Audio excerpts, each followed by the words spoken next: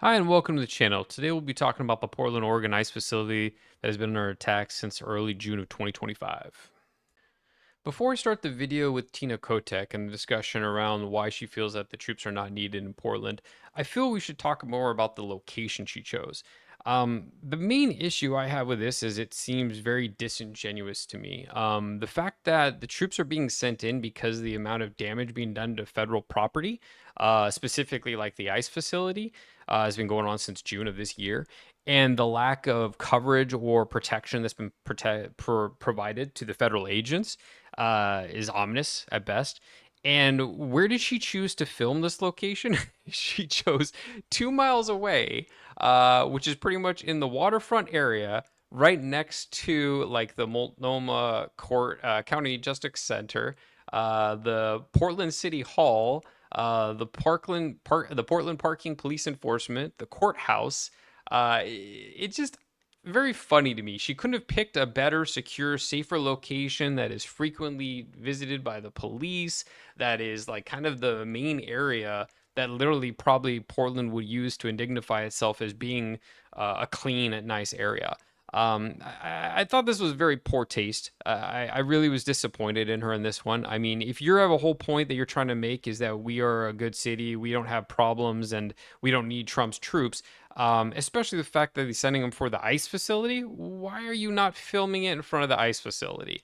I just had a lot of problems with the way that was handled, and that bothered me a little bit, to be honest. Next, we'll be reviewing her video. Well, good afternoon, everyone. Thank you for being here. Thank you for joining me and the group of elected leaders and community leaders behind me. We are in the central city of Portland, Oregon, and it is a beautiful day. And we are very happy to be here speaking with you today.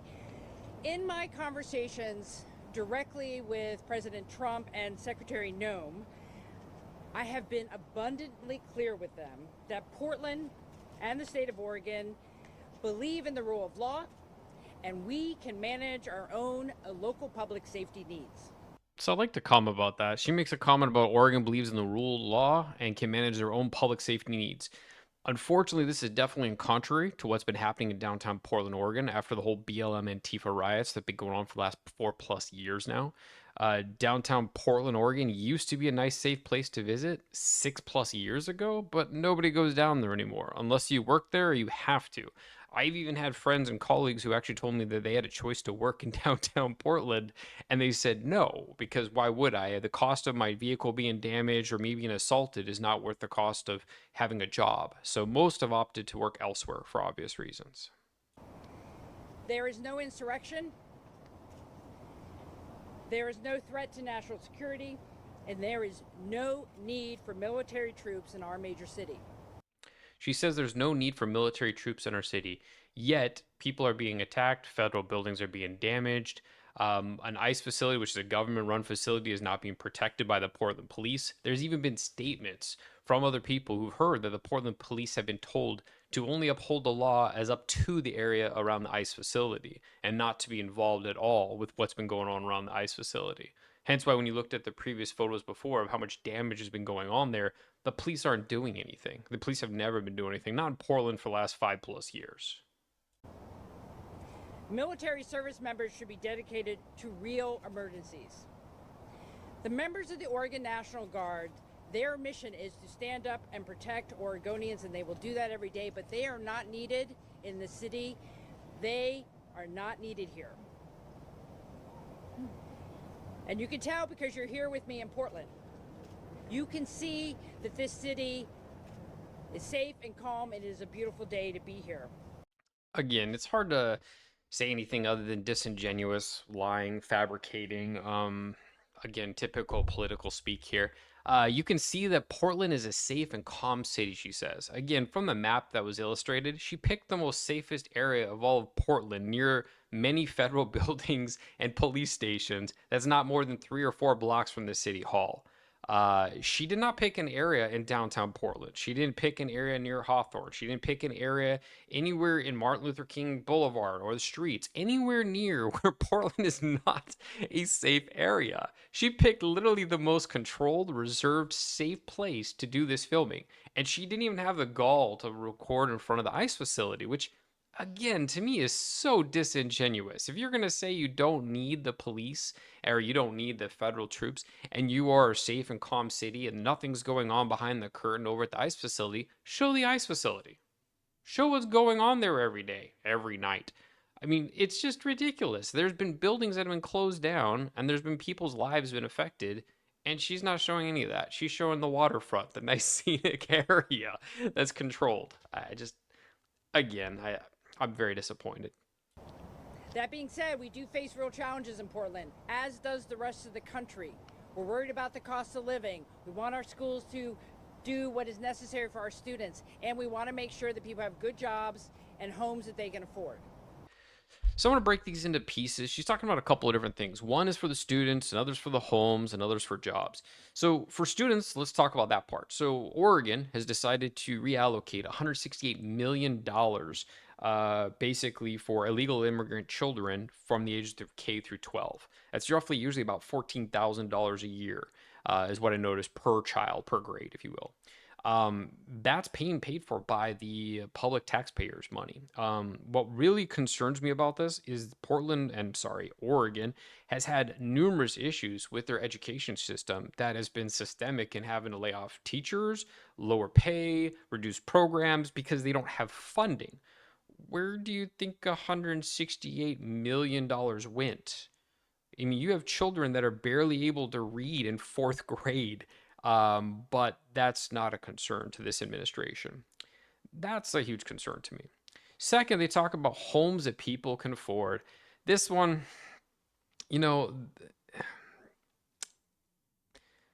this one's a little hard for me. So, one, I don't know about most of you, but I know there's not 70% of the people in the world are rich, and I know at least not 70% of the people in Oregon are rich.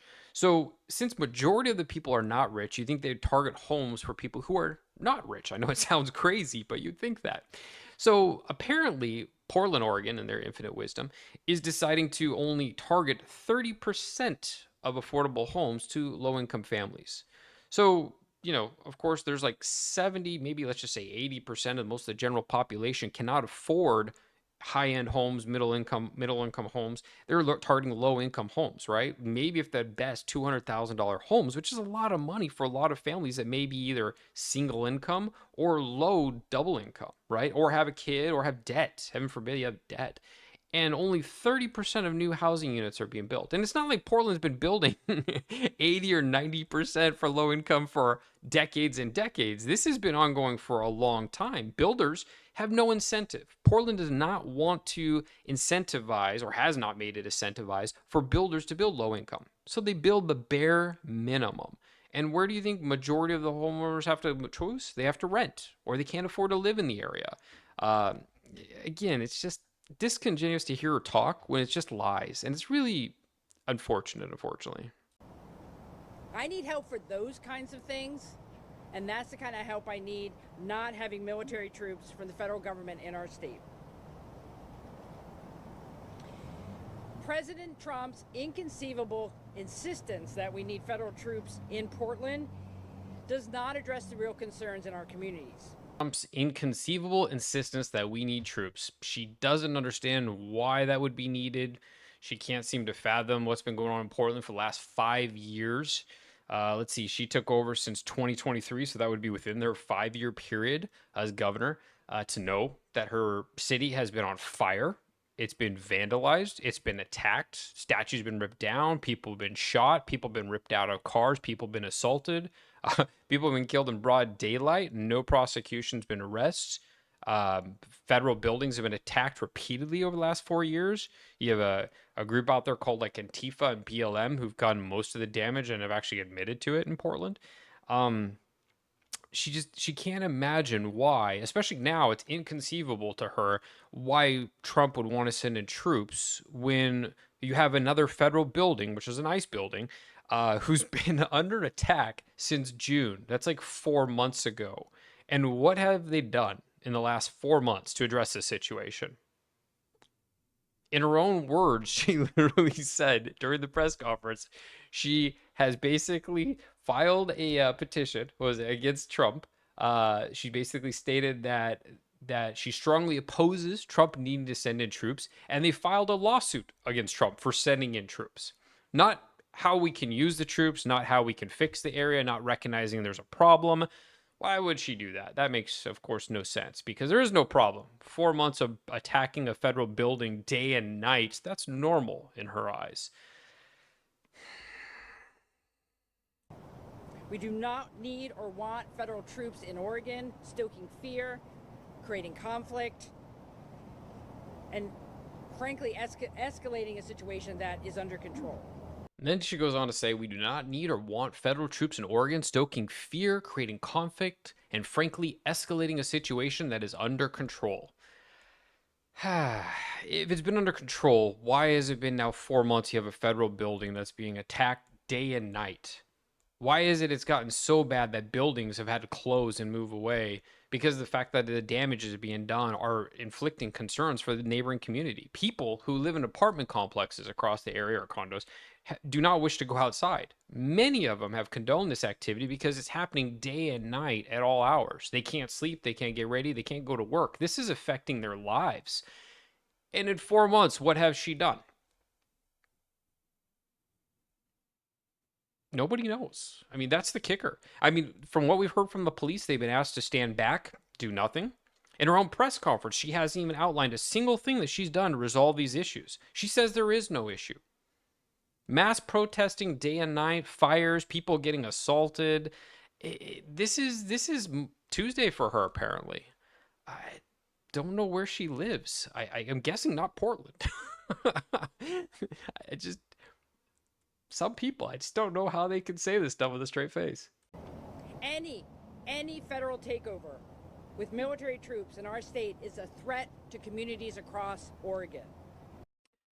Any federal takeover, she says. So Trump already admitted that he was actually sending the troops in for one specific position to protect federal buildings, specifically the ICE building, which for 4 months, Tina, governor of Oregon, has not been able to protect. And in fact, the police have been told repeatedly to not go near the facility and to leave the ICE facility to stand alone. I mean, that kind of leadership, and she doesn't understand why a president would need to send in federal protection for a facility because it's not being protected by the local city or the local state.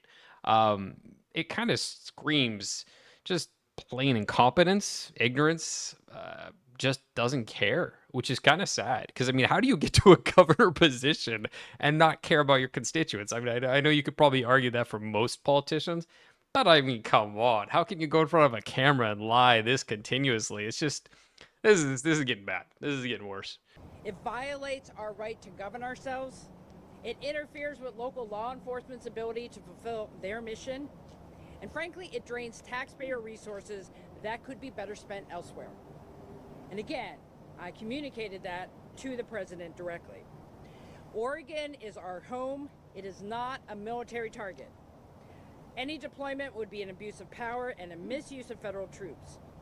People across the state and across the political spectrum here in Oregon are uniting together to peacefully oppose policies that they do not agree with. I believe in free speech and the ability to lawfully and peacefully protest. And I have a message for Oregonians. Let's not take the bait. Let's not respond to what the president is trying to do. We have to raise our voices absolutely, peacefully, to the things that we believe in. But I also want to say that any property damage or violence of any kind will get us nowhere and will not be tolerated. Here's one thing I do agree with her on, at least. So she's saying any property damage or violence of any kind will not be tolerated. I mean, that's awesome. Saying it. The last 5 years would dictate otherwise. The last 4 months would strongly dictate otherwise. I will say this: I am at least glad that she says that she is against violence and damage. I, I don't believe her. I mean, her actions to me speak louder than words, and her actions dictate that she's full of it. But at least she's saying it, so I give her props for trying to say something that's positive. Um, yeah, I would like to see her actually follow those words though a little bit more than just say them. If you want to stand in opposition to the Trump administration, I would ask that you lean into supporting your community, helping people, making things better here, because that's who we are as Oregonians. And I just want to wrap up by saying I believe the president does not have the authority to deploy federal troops on state soil. I'm coordinating with Attorney General Dan Rayfield to see if any response is necessary, and we will be prepared to respond if we have to. Oregon has not requested any federal assistance, and nor do we need it. So my final thoughts are this: trying something different after 4 to 5 years of continued failure and limited success, I think is a great idea. Especially when you look at the last 4 months as a litmus test, right? Tina is saying that there's nothing to worry about, even though she's not filming in front of the facility where she's telling you there's nothing to worry about. Tina is saying that everything is fine in Portland, even though she's filming from the most safest, secured location within all of Portland. And Tina is saying that we need to look elsewhere other than Portland, and we don't need the troops, despite the fact that it's a federal facility that's been under attack for the last 4 months and continuously getting damaged and vandalized day and night.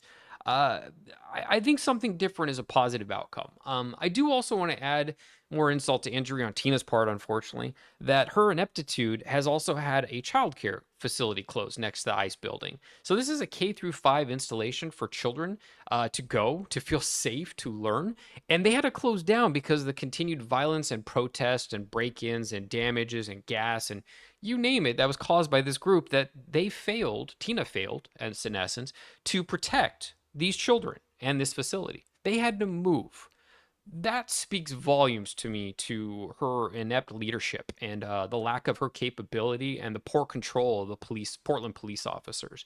Um, I think honestly, the Portland police officers are doing their best based on what the guidance is they've been given. And we already know they've been expressly provided instructions to not facilitate in aiding the ICE facility and to stand back and watch. And that to me is really disgusting. And that goes back again to poor leadership on Tina's part.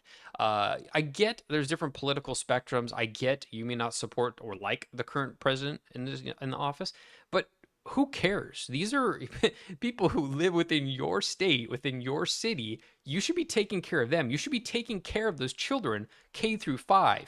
They shouldn't have to move. You should be able to defend them. If you can't defend a childcare facility or an ICE facility, that's a federal facility, I don't think this is the right job for you. I don't know how else to say that in any polite way. I mean, you can't secure a single building from a violent mob and group and protect children. I think you should be fired. I really do. I think that's pretty evident from this entire video and watching you speak. And add even more insult injury, the apartment complex. So the apartments across from the childcare have reported repeated break-ins, car vandalizing. They've also had situations where citizens coming out are being attacked. The Antifa group apparently has attacked numerous citizens asking for their IDs to verify that they're there. They've attacked local citizens. Citizens who are leaving the apartments now say that they feel like for the first time in a long time, they need to carry guns and defensive weapons because it is so unsafe and the police are doing nothing in the area. Again, Tina, I don't know how to say this. How can you be so poor at your job that within 3 blocks, 2 of the ICE facility, you can't even protect the citizens? That's just poor leadership at its best. I think honestly, the state of Oregon, the city of Portland, really needs to reevaluate their situational leadership and how this can continue to affect their citizens with such poor leadership at the top. I just can't believe this is even happening. So I wanted to add some comments that I read from other people. So these are about 5 or 6 different comments I just randomly picked from other threads while doing research. They need to arrest the politicians and media that are aiding and abetting these terrorists. Cops can't even help residents being harassed and attacked by these animals. They are defective people. Treat them accordingly. That's one person's response. The governor, why did Antifa firebomb Ice Cube trucks in Portland yesterday? I thought the city was safe. That's yeah. the what's this next one? To the pro-establishment crowd here, we've had a very narrow base definition of violence. It's one of the rules for everyone and no rules for themselves. Okay. I am an Oregonian and we have no leadership. These people don't protect U.S. citizens. They let Antifa run wild. It made Oregon a laughingstock around the world. Commercial real estate values have absolutely tanked because of the crime they allowed. This is 100% true. Portland has just gone to hell with its real estate. I have friends. I won't ever see them because I don't want to leave my car, have it get damaged or stolen. It's old and very easy to steal. I won't travel there, period. Innocent people are being assaulted at night in these protests, but you tell the PPD to stand down. You're evil. Or being attacked by homeless fentanyl users. I saw it on a daily basis. I was taking the bus to Beaverton to teach children as a licensed teacher. Stop the lying and fix it. Again, these are just some of the statements from honest citizens from within Oregon in the Portland area. And, again, poor leadership brings poor results. And I think Tina really needs to step down. And even the mayor of Portland probably should step down as well.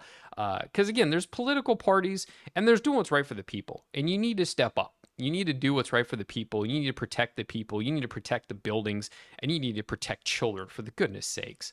Yeah, so that is my review. Thank you for listening. Please like and subscribe and have a nice day.